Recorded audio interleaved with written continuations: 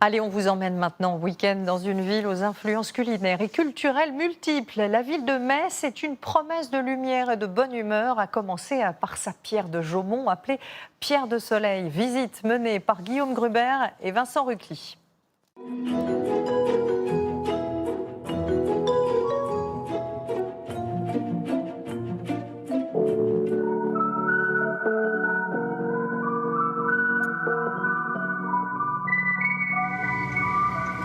Alors là, on arrive sur le temple protestant. C'est un des endroits les plus photographiés. Notre week-end à Metz commence tout en douceur sur la Moselle, cette rivière qui donne une partie de son charme à la ville. Grâce à son bateau vénitien, Robbie offre aux touristes un premier coup d'œil atypique sur Metz.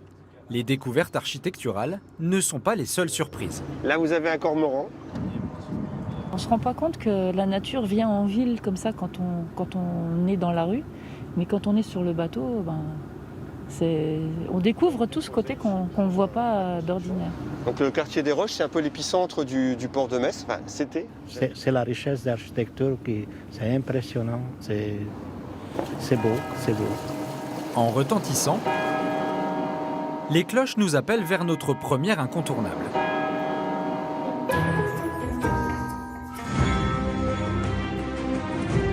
Avec sa pierre de Jaumont, qui lui donne sa couleur jaune, la cathédrale Saint-Étienne domine la ville depuis 800 ans.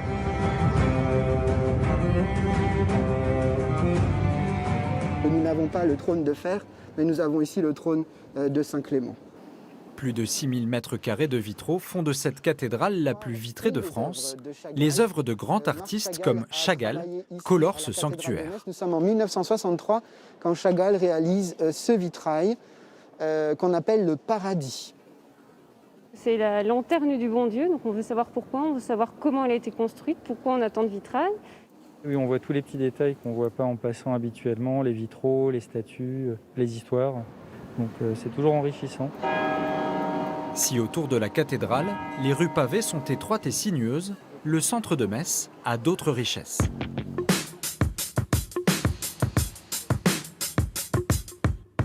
Bienvenue dans le quartier impérial. Se promener ici, c'est se souvenir que la ville fut annexée par l'Allemagne à la fin du 19e siècle.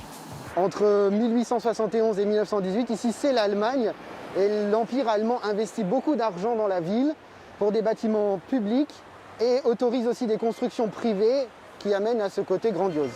À quelques pas de là, une autre curiosité.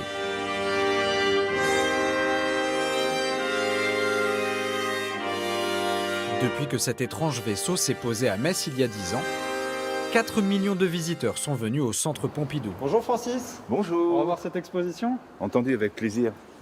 Le Pompidou-Metz choisit et organise ses propres expositions, mais s'appuie sur son riche collègue parisien. C'est une des œuvres clés d'Yves Klein. Alors c'est ça tout l'intérêt aussi d'être Centre Pompidou, c'est qu'il y a des collections extraordinaires au Centre Pompidou Paris. Il y a plus de 50 000 œuvres qui sont en réserve, qui permettent de reconstruire et de montrer des pièces d'intérêt mondial.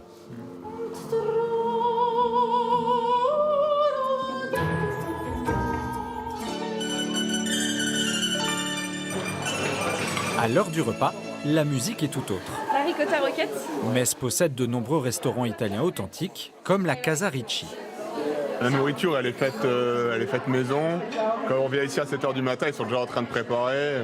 Donc on se retrouve un peu comme dans la famille, quoi. De nombreuses familles italiennes sont arrivées en Moselle dans les années 50. Il y a une immigration massive d'Italiens. C'était pour travailler dans les mines ou dans la sidérurgie. Et mon grand-père, c'est ça son histoire. C'est un peu l'histoire de beaucoup d'Italiens dans notre région. La tradition ouvrière de la Moselle permet aujourd'hui quelques activités uniques en France.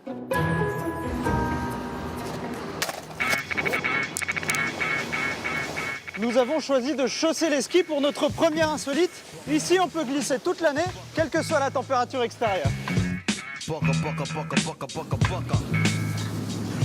Le Snowhall existe depuis 15 ans. Il est installé sur cette friche industrielle à proximité de Metz. Cette piste de ski fait 620 mètres de long. C'est la deuxième plus longue du monde, avec un dénivelé de 92 mètres. Donc on peut venir vraiment chercher des bonnes sensations lors des descentes.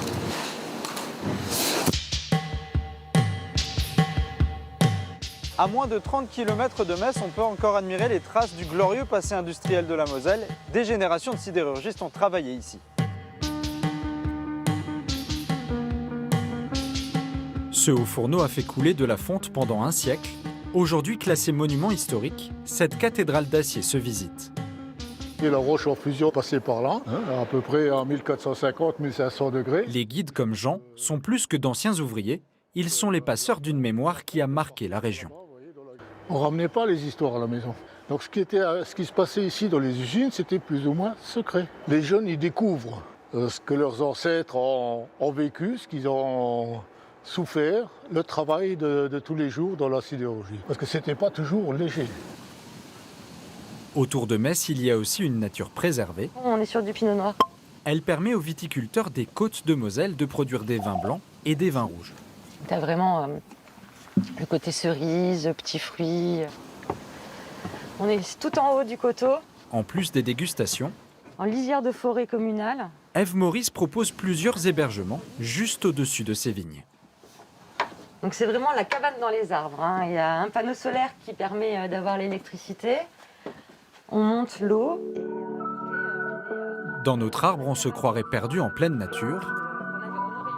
Notre week-end se termine pourtant à un quart d'heure à peine du centre-ville de Metz.